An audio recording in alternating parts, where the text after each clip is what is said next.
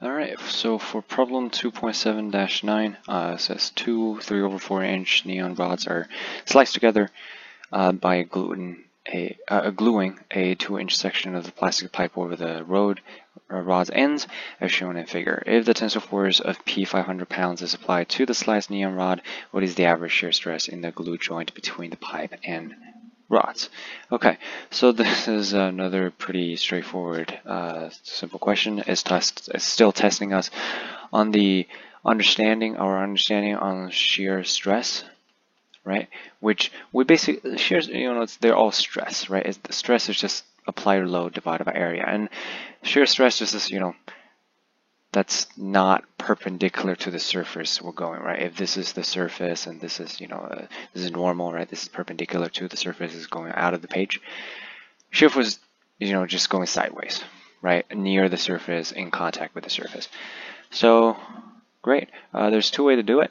The very engineering interpretation way of doing this, which is, well, you have two forces with 500 pounds times 2 divided by the average, right? Sorry, my bad. Divided by area, which I just listed over here. I don't know what I'm doing. Divided by the area, which gives you the shear stress average, right? Since there are two P going on the both sides, which, so now we just have to identify area. What is area? The diameter is given. Remember, don't just, when you're giving a diameter, you're like doing so much normal stress, you're like, oh, diameter divided by 2 squared times pi, that gives you the area of the circle. No, it's not. Shear force in this case requires you to calculate the area that is calculating the diameter, right? The diameter, and then calculate the height of this, right? Or the length of this, which becomes a cone. So in this case, the height is 1 inch, and 1 inch, which is, we can just say 3/4 times pi, which gives you the circumference, times 1 inch times 2, right? Let me write this a little, with better handwriting. 1 inch, times 2, right? So this is the area, and then you plug it in here, and you should get the shear stress average to be somewhere around 212.2 psi, right? The units, it's just the units, right? PSI is pounds per square inch, right? We're giving pounds. Units is an inch. Boom, there we go, right? So it's 212.2 psi. Now some of you might realize, okay, wait, so here is times 2, here's times 2. We can just cancel those out, which is exactly true. Now I answered this question with just the pure intention of like an engineer would do, right? And all the math makes sense because every single part makes sense. Now you can obviously simplify this question, right?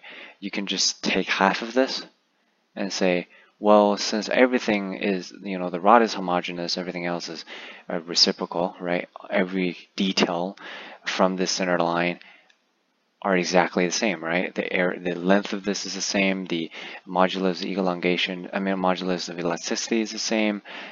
P is the same, inch is the same. Everything is the same. So we can just treat one side of this and just say, well, P divided by 3 inch times pi gives you diameter times 1 inch, and this will still gives you 212.2 psi, right? So I usually would encourage you to do this first because it makes sense, right? You look at this and you're like, okay, what is this? What is this? All the numbers actually make sense, right? But when you've done enough practices, then you can it'll come automatically when you realize, oh, look, there are, shortcuts, there are simplifications that I can be applied. So yeah, still remember when shear stress is the area in contact, not the area perpendicular to where the load is being applied. And that is the only thing about shear stress. Okay, hopefully this is helpful. Good luck on your studies, and I'll see you in my future videos. Bye.